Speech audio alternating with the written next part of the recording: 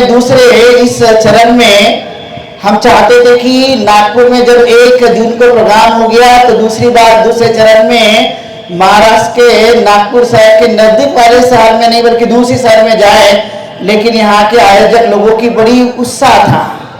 उन्होंने फ़ोन किया और फ़ोन करने के बाद कहा कि भंते जी हम लोग यहाँ पर प्रोग्राम आयोजित करना चाहते हैं। तब हम लोगों ने लामा जी से और हमारे जितने भी ये महाबोधि महाविहार की जितने भी आयोग समिति हैं, चाहे वो भारतीय बौद्ध महासभा हो, समता सैनिक दल हो, ऑल इंडिया बुद्धिस्ट फोरम हो, प्रज्ञा मैत्री प्रतिष्ठान भंडारा, महिला सशक्तिकरण संघ, भिक्खु तथा भिक्खुनी संघ, बौद्ध विहार समन्वय समिति भंडारा, तमाम जितने भी ऑर्गेनाइजेशन के लोग हैं, हमने ये निर्णय लिया कि निश्चित तौर पर भंडारा में एक जनसभा होनी चाहिए।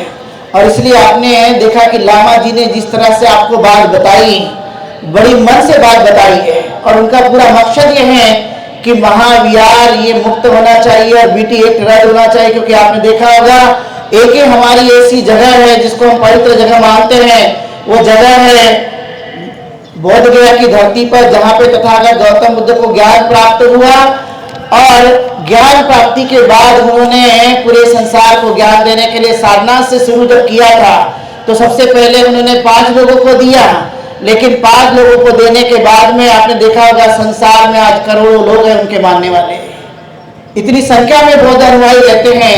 आप थाईलैंड जाइए, श्रीलंका जाइए, म्यांमार जाइए, जापान जाइए, कितने राष्ट्र हैं बौद्ध धर्म को मानने वाले। वो जब आते हैं बौद्ध गया में तो उनको लगता है कि यहाँ पर क्या क्या कर दिया गया है।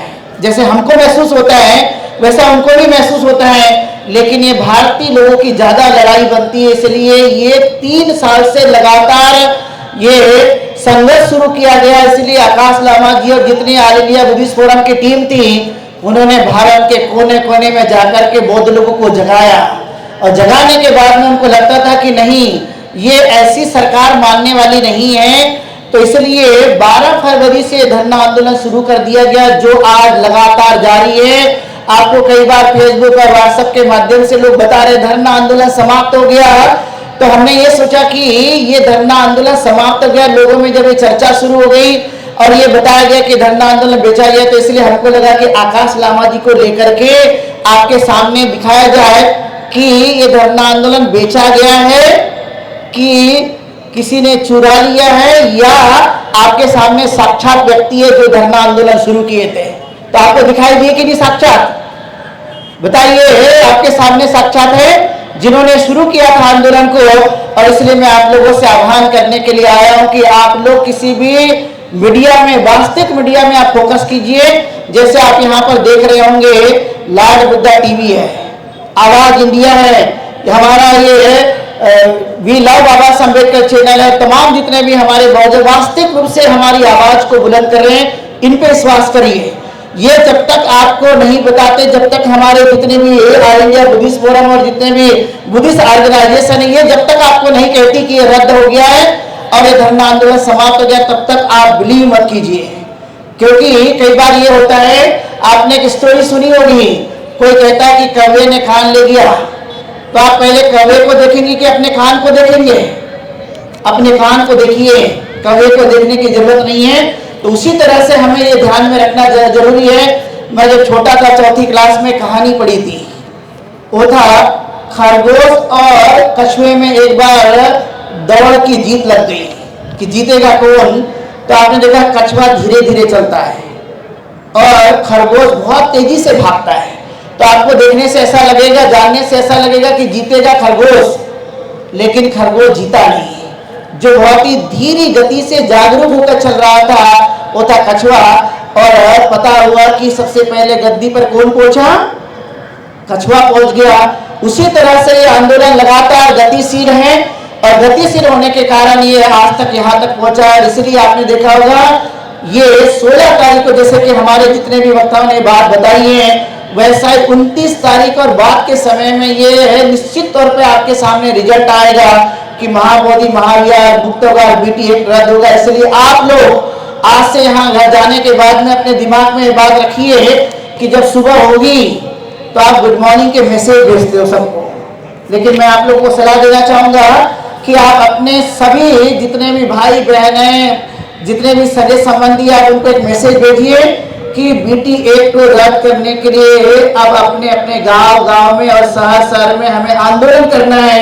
उसका हर दिन एक सुबह उठ करके मैसेज भेजेंगे कि नहीं भेजेंगे? आप लोग हाथ करके बताइए, तो हम मानेंगे कि हम ये जीतेंगे। ये लड़ाई निश्चित रूप से जीतेंगे, क्योंकि 21वीं सदी में यदि हम ये लड़ाई नहीं जीत पाए तो हमारी नाक कटनी चाहिए।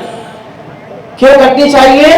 कि हम इतने सारे बोले और अनुयायी है जो बाबा साहब अम्बेडकर को मानते हैं, जिन्होंने हमें यहाँ तक पहुंचा कर दिया, नौकरी हमें मिली, बड़े बड़े संसाधन हमें मिल गए, हमने इतनी यदि तरक्की कर ली और इतनी तरक्की करने के बाद भी यदि हम नहीं जीत पा रहे होंगे तो मुझे लगता है चुल्लू भर पानी में डूब मरना चाहिए। तो आप चुल्लू में पानी में डूब मरेंगे कि बीटी एक्ट रद्द करेंगे? बताइए आप लोग। बीटी एक्ट रद्द करेंगे, और इसलिए आज भी महत्वपूर्ण नहीं है। आज के समय में हमारे लिए महाबोधि महाविहार बीटी एक्ट ज्यादा जरूरी है।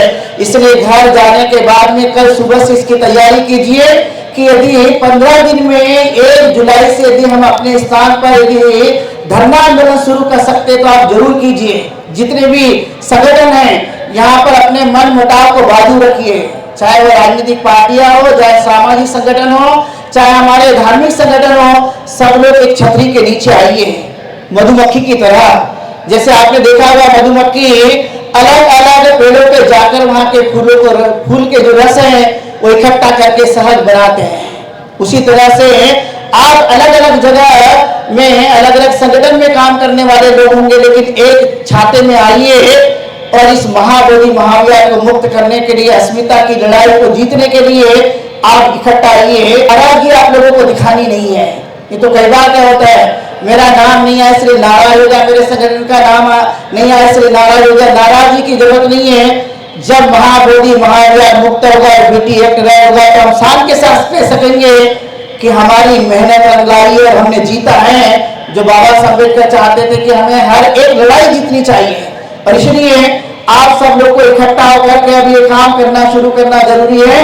बाकी के मतभेद छोड़ दीजिए, क्योंकि 21वीं सदी में हमने मतभेद बना के रखे तो आपने देखा होगा कि ये कभी नहीं जीत पाएंगे। इसलिए वज्जी संघ को हमेशा याद रखिए, जो वज्जी संघ को तथागत गौतम बुद्ध ने बताया था और कहा था कि ये 7 बातें जो समाज मानता है, जो संगठन मानता है, उसकी विजय होती है। इसलिए अजातशत्रु जैसे राजा बहुत ही वीर थे, बहुत सारी सेनाएं थी, लेकिन वो कभी जीत नहीं पाए और वैशाली का वज्जी संघ हमेशा जीतते रहता था। इसी नीति के आधार पर हमें सब लोगों को काम करना अत्यंत जरूरी है। आप देख रहे हैं WLBS न्यूज। चैनल को सब्सक्राइब करना और बेल आइकन को प्रेस करना ना भूलें।